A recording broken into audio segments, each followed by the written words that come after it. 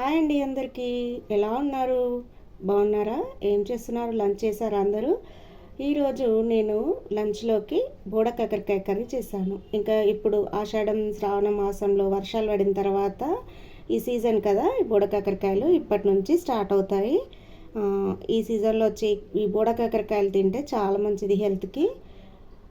So ఇంకా నేను బోడ కాకరకాయలు తీసుకొచ్చాను. వీటిని ఫ్రై లాగా అంటే కర్రీలాగా చేస్తున్నాను. చాలా సింపుల్గా, చాలా తొందరగా అయిపోతుంది.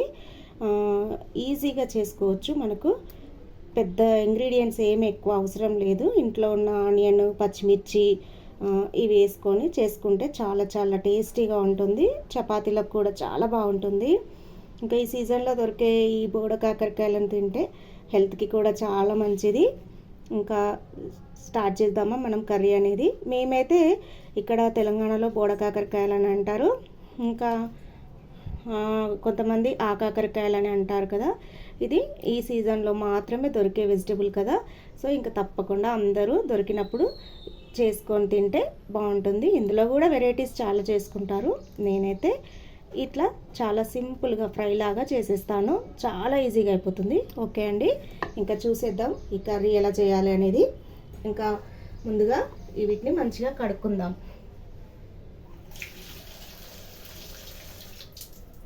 ఓకే, ఇప్పుడు వీటిని మంచిగా కడుక్కున్నాను. కట్ చేద్దాం. ఇప్పుడు వీటిని మంచిగా కట్ చేసుకుందాము.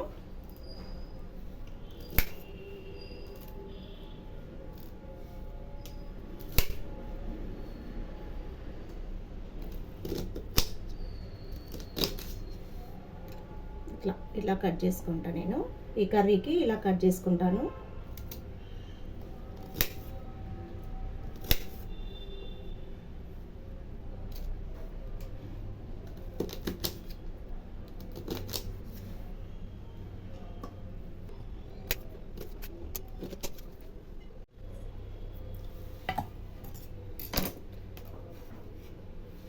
ఇలా కట్ చేసుకున్న ముక్కలన్నీ ఒక బౌల్లో వేసుకొని ముందుగా వీటిని వాటర్ వేసుకొని ఉడికించుకోవాలి.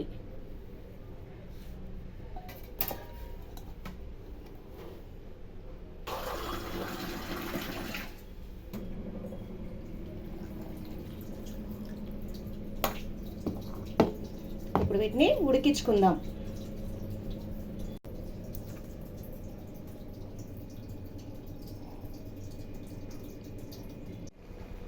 ఇప్పుడు బోడ కాకరకాయ ముక్కలు ఉడికేలోపు మనము ఇంకా ఆనియన్, పచ్చిమిర్చి కట్ చేసి పెట్టుకుందాం. రెడీగా ఉంటుంది. పెద్ద సైజ్ ఆనియన్ తీసుకున్నాను నేను. మీకు కర్రీకి సరిపడా తీసుకోండి. నేను 1/2 కిలో కాకరకాయ ముక్కలకి ఒక పెద్ద సైజ్ ఆనియన్ తీసుకొని ఇలా పొడుగ్గా తరిగి పెట్టుకున్నాను. అట్లనే పచ్చిమిర్చి మీ కారానికి సరిపడా. ఇందులో మనం చిల్లీ పౌడర్ వేస్తాం కనుక నేను ఒక 2-3 పచ్చిమిర్చి తీసి పెట్టుకుంటున్నాను. ఇలా కట్ చేసి పెట్టుకుంటున్నాను. పోపులోకి అలానే కరివేపాకు, కొత్తిమీర ఇవన్నీ కూడా రెడీ పెట్టుకుంటున్నాను.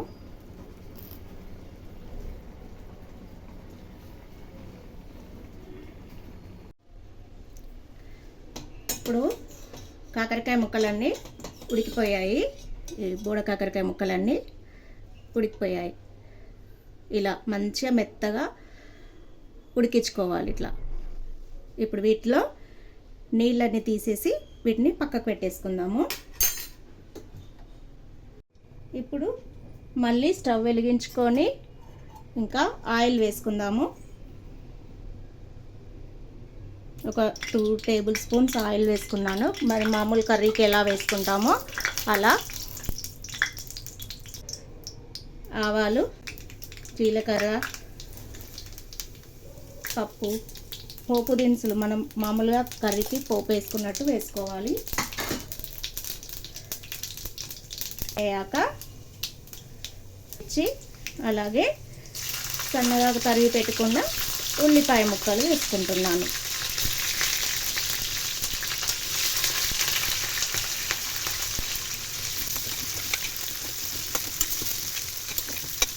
వేగిపోయిన తర్వాత ఇప్పుడు అల్లం వెల్లుల్లి పేస్ట్ వేసుకుందాము.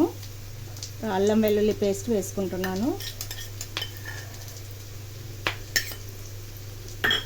ఇది కూడా పచ్చివాసన పోయే వరకు వేయించుకుందాం. ఇప్పుడు చాలా కరివేపాకు కూడా వేసుకుందాము.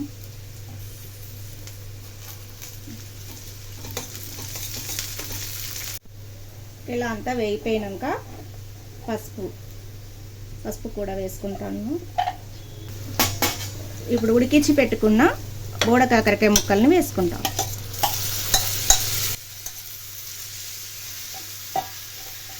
తర్వాత సరిపడా కారం, ఉప్పు అంతా ఒకసారి మంచిగా కలుపుకోవాలి. సిమ్లో పెట్టుకొని కలుపుకుంటున్నాను. ఇప్పుడు మూత పెట్టుకొని ఒక 5 మినిట్స్ మగ్గించుకుందాం. ఇప్పుడు ఒకసారి మూత తీసుకొని చూద్దాం. అంతా మంచిగా ఒకసారి కలుపుకోవాలి. కూర అనేది మగ్గిపోయింది. మంచిగా ఉప్పు కారం అనేది అంతా ఈ కాకరకాయలకు పట్టిందనమాట. ఇప్పుడు ఇలానే సర్వ్ చేసుకున్న టేస్టీగా ఉంటుంది. ఇంకా కావాలి అనుకుంటే ఇందులో కొంచెం పల్లీల పొడి కానీ నువ్వుల పొడి వేసుకోవాలి. అలానే కొంచెం షుగర్, వెగటు అనేది పోవడానికి కొంచెం ఒక 1/2 స్పూన్ వరకు షుగర్ వేసుకోవాలి.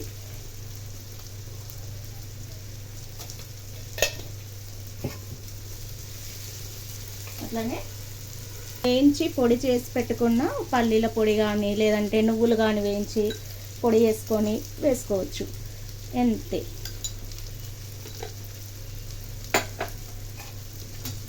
ఇది ఆప్షనల్, వేసుకుంటే టేస్టీ ఉంటుంది.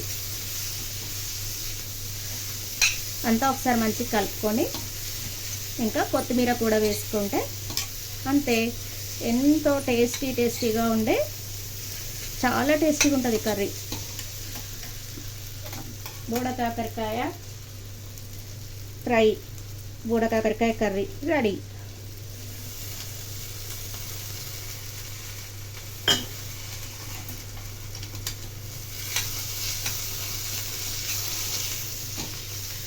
స్టవ్ ఆఫ్ చేసేది. ఇలా చేసినట్లయితే కర్రీ అనేది అన్నంలోకి చపాతీలోకి చాలా టేస్టీగా ఉంటుంది. అలాగే మీరు కూడా ఒకసారి, ఇప్పుడు ఈ సీజన్లో దొరికే కాయగూర కదా, అందుకని ఒకసారి ట్రై చేయండి. ట్రై చేసి కామెంట్లో చెప్పండి ఎలా ఉంది అనేది.